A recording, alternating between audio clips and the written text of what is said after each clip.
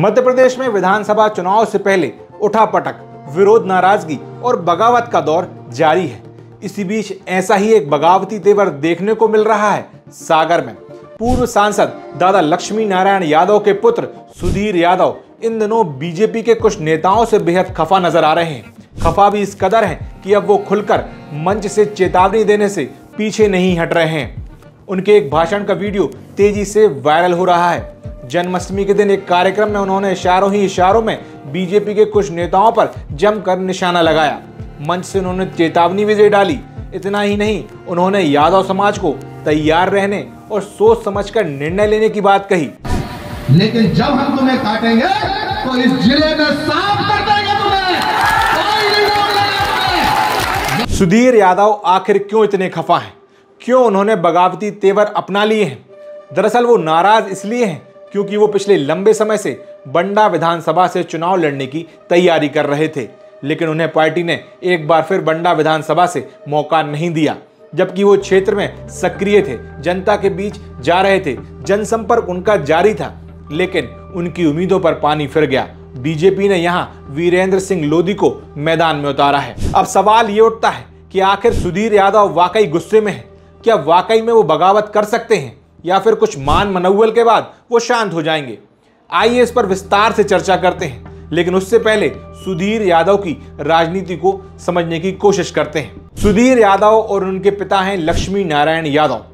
लोग उन्हें सम्मान से दादा कहकर पुकारते हैं। लक्ष्मी नारायण यादव साल 1977 में चुनावी राजनीति में आए। उससे पहले वो सागर विश्वविद्यालय में नौकरी करते थे। उसके बाद जन आंदोलन से जुड़े, जेल गए, इमरजेंसी में जेल में रहे।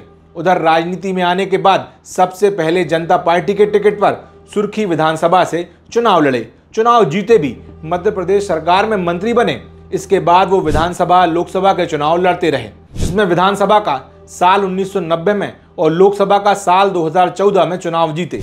इसी बीच उन्होंने कई पार्टियां भी बदली, कांग्रेस में भी गए और अब बीजेपी में हैं। दादा के कद का अंदाजा इस बात से लगा सकते हैं कि साल 1980 के लोकसभा चुनाव के दौरान जनता पार्टी ने उन्हें गुना लोकसभा सीट से माधवराव सिंधिया के खिलाफ मैदान में उतारा था, जब लक्ष्मी नारायण यादव को यह बात बाखूबी मालूम थी कि वो किससे टकरा रहे हैं और इसका नतीजा क्या होगा।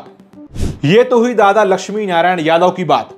उनका लोहा तो उन्होंने समय समय पर मनवा ही दिया, लेकिन जब बात सुधीर यादव की आती है तो राजनीति में उन्हें पसंद करने और नापसंद करने वालों की संख्या लगभग एक जैसी ही है। जो लोग सुधीर यादव को नापसंद करते हैं वो अक्सर ये कहते दिखाई देते हैं कि उनके पिता लक्ष्मी नारायण यादव तो ठीक हैं, लेकिन सुधीर यादव उन्हें नहीं जमते।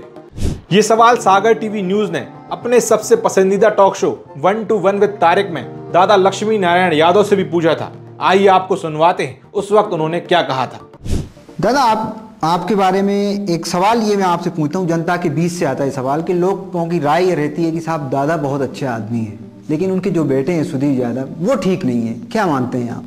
अब भाई मुझे तो नहीं मालूम है, तो ऐसा नहीं, मैंने तो सुधीर को कभी नहीं कहा कि तुम ऐसा और माने तुम अपना व्यवहार ऐसा करो। और मैं तो जनता के बीच में और उसको लिए साफ स्वच्छ राजनीति के का हमेशा पाठ पढ़ाता रहता हूँ, दूसरों को भी पढ़ाता हूँ, तो सुधीर को भी पढ़ाया और मेरे ख्याल से सुधीर पे ऐसा कोई लांछन नहीं लग सकता।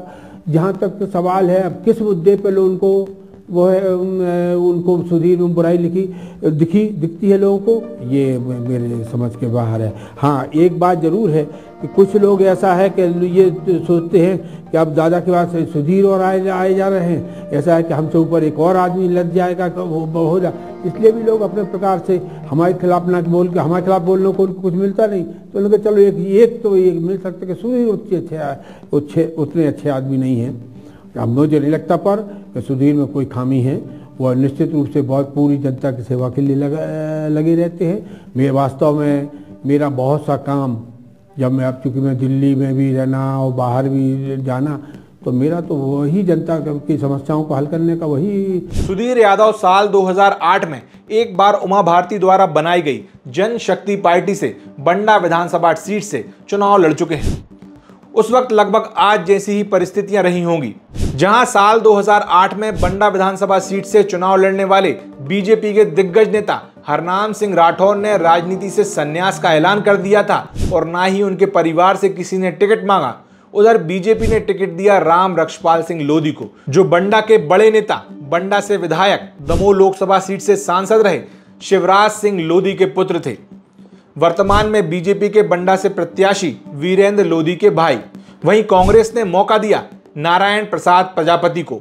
यह मुकाबला सुधीर यादव ने त्रिकोणीय बना दिया, जहां कांग्रेस के नारायण प्रजापति को मिले 32,348 वोट, वहीं बीजेपी के राम रक्षपाल को मिले 30,423 वोट, जबकि सुधीर यादव को मिले 22,615 वोट। सुधीर यादव इस मुकाबले में तीसरे नंबर पर रहे, जबकि चुनाव जीते कांग्रेस के नारायण प्रजापति। इस चुनाव में भले ही सुधीर यादव हार गए हों, लेकिन उन्होंने अपनी ताकत का एहसास जरूर करवा दिया था।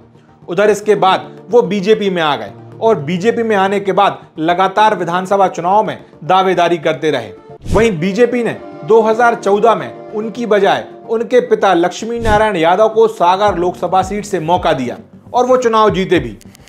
ये वक्त यादव परिवार की राजनीति के लिहाज से बहुत अच्छा था। केंद्र की राजनीति में इनकी पकड़ भी अच्छी थी। बीजेपी की वरिष्ठ नेता स्वर्गीय सुषमा स्वराज के बेहद नजदीकी थे, लेकिन सुषमा स्वराज के निधन के बाद सुधीर यादव थोड़े कमजोर पड़े। साल 2018 के विधानसभा चुनाव में उन्होंने एक बार फिर बंडा विधानसभा से टिकट मांगा, लेकिन उन्हें नहीं मिला। उल्टा उन्हें सुर्खी भेज दिया गया गोविंद सिंह राजपूत के खिलाफ चुनाव लड़ने के लिए, वो भी बिना किसी ठोस तैयारी के, और नतीजा ये हुआ कि सुधीर यादव चुनाव हार गए।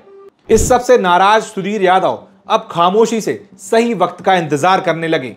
साल 2018 में जहां बीजेपी की सरकार एमपी से जाती रही, वहीं कमलनाथ की 15 महीनों की सरकार के बाद सिंधिया ने जो दल बदल किया और मध्य प्रदेश में उपचुनाव की नौबत आई, तब सुधीर यादव एक बार फिर लाइमलाइट में आए। इस उपचुनाव में सुर्खी विधानसभा के 3 चेहरे प्रमुख थे, जिनको चुनाव जीतने के लिए बीजेपी को साधना था। क्योंकि इन तीनों की बुराई व्यक्तिगत रूप से गोविंद सिंह राजपूत से थी, इसलिए इनको मनाना कठिन था। ये तीनों थे राजेंद्र सिंह मोकलपुर, पारुल साहू और सुधीर यादव। इनमें से पारुल साहू ने किसी भी समझौते से साफ मना कर दिया और बीजेपी छोड़ कांग्रेस में आ गई। उधर ऐसी हवा चलने लगी कि राजेंद्र सिंह मोकलपुर कांग्रेस के टिकट पर चुनाव लड़ सकते हैं, वहीं सुधीर यादव भी चुनाव प्रभावित कर सकते हैं। बीजेपी और गोविंद सिंह राजपूत समझ गए थे कि अब कैसे भी करके इन परिस्थितियों को सही करना होगा, और फिर शुरू हुआ मान मनौवल का दौर। बस यही क्षण था जब सुधीर यादव से एक गलती हो गई, जिसका खामियाजा वो आज उठा रहे हैं। हुआ यह कि पारुल साहू बीजेपी छोड़ कांग्रेस में जा रही थी और अब सुर्खी में बचे बीजेपी के 2 अहम चेहरे सुधीर यादव और राजेंद्र सिंह मोकलपुर, जो चुनाव में प्रत्यक्ष और अप्रत्यक्ष रूप से नुकसान पहुंचा सकते थे। बस यही वो वक्त था जब सुधीर यादव थोड़ा जल्दी पिघल गए। उन्हें मनाने में ना तो पार्टी को समय लगा और ना ही गोविंद सिंह राजपूत को वक्त लगा। कहते हैं राजनीति में मौके की बड़ी कीमत है, मौका निकल गया तो पछताने के सिवा कुछ नहीं रह जाता। जब राजेंद्र सिंह मोकलपुर का पैचअप हुआ तो मुख्यमंत्री की टेबल पर हुआ, जिसका सिला उन्हें खनिज निगम का उपाध्यक्ष बनाकर मिला। सुधीर यादव का बिना किसी ठोस आश्वासन के, बिना किसी शर्त के मान जाने के कारण आज उन्हें शायद टिकट नहीं मिला। अगर वो उस वक्त अपनी बात मनवा लेते तो शायद तस्वीर कुछ और होती। खैर, आज बीजेपी का बंडा विधानसभा का चेहरा है वीरेंद्र सिंह लोधी। सुधीर यादव बगावत करने का मन जरूर बना रहे हैं, या फिर मान जाएंगे, ये बहुत जल्द पता चल जाएगा। सागर टीवी न्यूज की तमाम खबरें देखने के लिए आप सागर टीवी न्यूज के यूट्यूब चैनल को सब्सक्राइब करें, साथ ही घंटी जरूर बजा दें ताकि आपको नोटिफिकेशन मिल सके। इसके साथ ही सागर टीवी न्यूज के फेसबुक पेज और इंस्टाग्राम पेज को लाइक करें। नमस्कार।